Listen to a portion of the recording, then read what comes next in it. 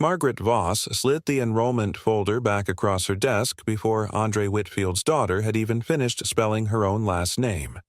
"We typically reserve kindergarten seats for families already established in our community," she said, not quite looking at either of them. Ava, 6 years old, sat very straight in the chair beside her father, hands folded the way he'd taught her for interviews, hair in the 2 braids her mother had done that morning.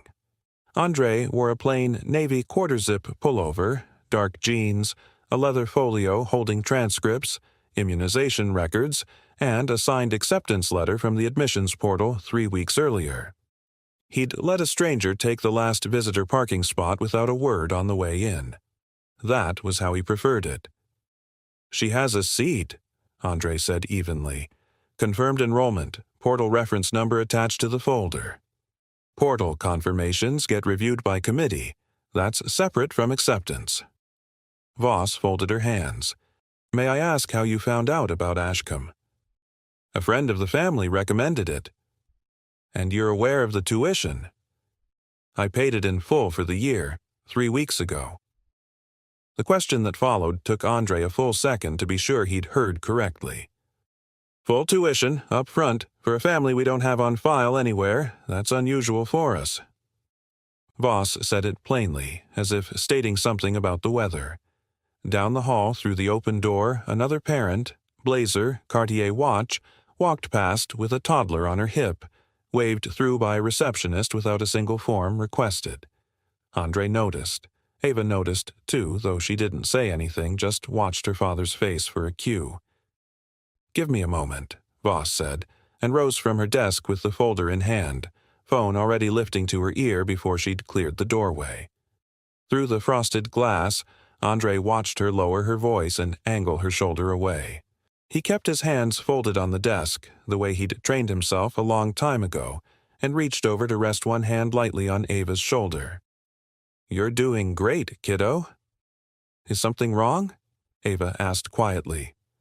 "No," he said. "Grown-ups are just slow sometimes." The man who entered wasn't Voss. Older, gray suit, a lanyard reading Head of School, Donald Pierce. He looked at Andre the way you'd look at a delivery that arrived at the wrong address. "Mr. Whitfield, I understand there's some confusion about the enrollment." "No confusion. Her seat was confirmed May the 9th. Tuition cleared April the 22nd. Our committee reviews late additions to make sure they're the right fit for the community." Pierce glanced at Ava, then back at Andre. "This is a legacy institution. Families here tend to have a longer history with the school." "I have a longer history with this building than you might think." Pierce almost smiled. "I doubt that." Andre opened his banking app, scrolled to the wire transfer, dated, itemized, the school's name on the receiving end, and turned the screen toward him. Pierce glanced at it for half a heartbeat. "Payment isn't really the question here. You just told me it was unusual that I paid in full. It's unusual for a family with no prior connection to the school to move that quickly."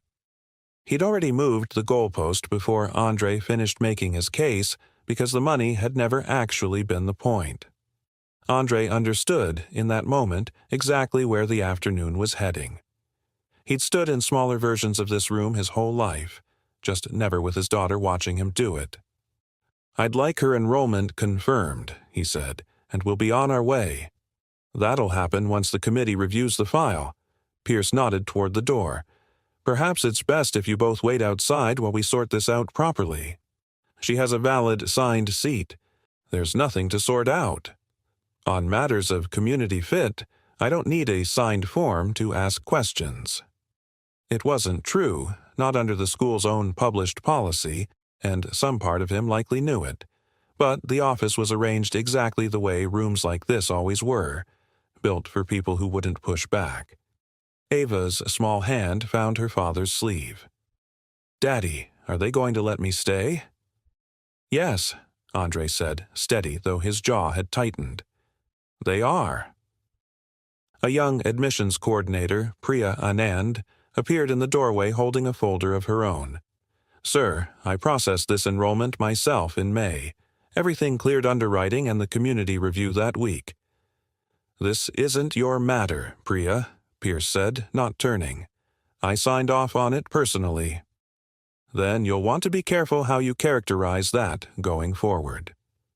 The tone cut flat through the office.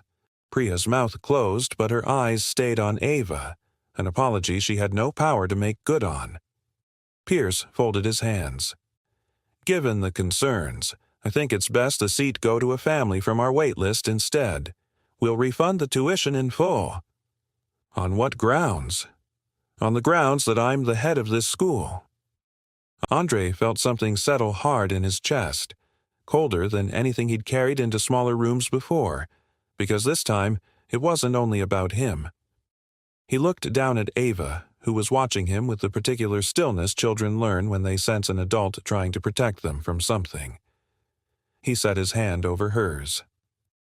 "I want you to know," he said quietly to her, not to Pierce, "that none of this is because of anything you did. You did everything right." Then he stood, folio in hand, and reached for his phone. "Whitfield family office, this is Renata." "Renata, it's Andre." He kept his voice even, angled slightly away from Pierce. "I'm at Ashcombe, in the head of school's office. They're rescinding Ava's enrollment. I want the full donor and trustee file on this building pulled before I hang up." The line went quiet for exactly one breath. "I'm already looking at it. Give me 2 minutes." Pierce had caught enough of it to raise an eyebrow. "I'm not sure who you think you're calling. A family office isn't going to change a committee decision." "It's not meant to change the decision," Andre said. "It's meant to tell you who's making it." 2 minutes later, the office door opened without a knock. A woman in a charcoal blazer, tablet in hand, stepped in, Renata Cole, general counsel for the Whitfield family office. She didn't look at Pierce first. She crouched slightly to Ava's height. "Hi, sweetheart. Everything's going to be fine." Then she stood and turned to Pierce. "Mr. Pierce, do you know whose name is on the Whitfield Science Commons, the building your admissions office sits inside of?" Pierce's expression didn't move yet. "That's a naming gift, from years ago. Unrelated to this family, I'd imagine." "It's the same family," Renata said. "Andre Whitfield chaired the capital campaign that funded this building. His foundation holds a permanent seat on the board of trustees.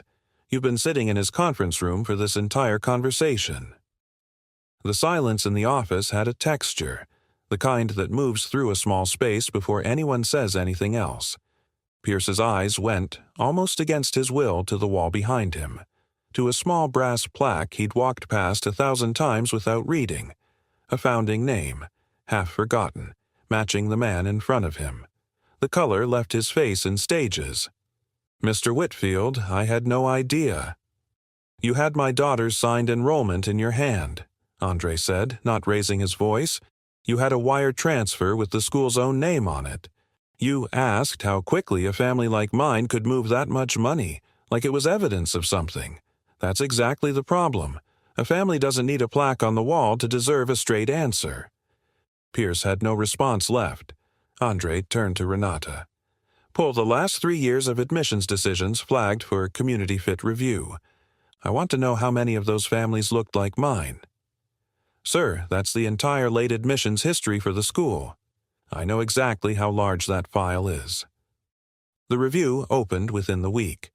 12 prior admissions cases over 3 years had been flagged for the same vague, community-fit language, 7 of them families of color, 5 ultimately withdrawing their applications rather than fight a private school's opaque committee process. Every file had been closed as procedure followed correctly. Pierce resigned before the board formally voted on his position, his statement citing personal reasons that satisfied no one in the room. In his final meeting with the trustees, he admitted the plainer truth. He'd assumed a family that came from nowhere couldn't really belong at Ashcombe, regardless of what the paperwork said. Hearing himself say it out loud, in front of the same board that had trusted him for 11 years, he stopped mid-sentence and didn't finish it. The board's own review, led by an independent trustee named Harold Voss's own cousin, coincidentally, though everyone in the room pretended not to notice, returned findings within 10 days. The committee's community fit standard had no defined criteria, no documented process, and no oversight, making it functionally a mechanism for a single administrator's discretion. The recommendation was immediate dissolution of the review committee in its current form. One administrator being wrong is a mistake, Andre told the board the following month. 12 flagged files, closed the same way over 3 years, is a pattern this institution chose not to examine. 2 admissions officers who had signed off on those 12 closures no longer worked for the school. What Andre built afterward outlasted the semester. A transparent, published admissions standard replacing community fit entirely, with any additional review requiring a documented, specific reason within 48 hours, not indefinite delay. An independent family ombudsperson reporting directly to the Board of Trustees. A need-based scholarship fund for first-generation private school families, its first 12 seats offered to the 12 families whose files had quietly closed the wrong way. One of those seats went to a family who had withdrawn 2 years earlier after a 6-week delay that was never explained. A delay that cost their son his spot at the school he'd wanted since he was 4. When Andre's office called to say the seat was being reopened, his mother went quiet for a long moment before asking if this was some kind of mistake. It wasn't. It was the first correction of several. Priya Anand, the admissions coordinator who'd tried to speak up in the meeting, was asked by the new head of school to help design the published standard replacing community fit. She said yes before he finished the sentence. Ava started at Ashcombe the following Monday. She didn't know about the board vote, the resignation, or the 12 reopened files. She knew her new classroom had a reading corner shaped like a boat, and that her father walked her in himself on the first day, past a brass plaque she was still too young to read. He looks at that plaque now more than anything else in the building he helped build. If you believe a child shouldn't have to watch her father prove he belongs somewhere, let us know in the comments. Should Pierce have been allowed to resign quietly, or should his name have gone into the same report as the rest? This is a fictional story created for storytelling purposes. All characters, names, institutions, and events are imagined.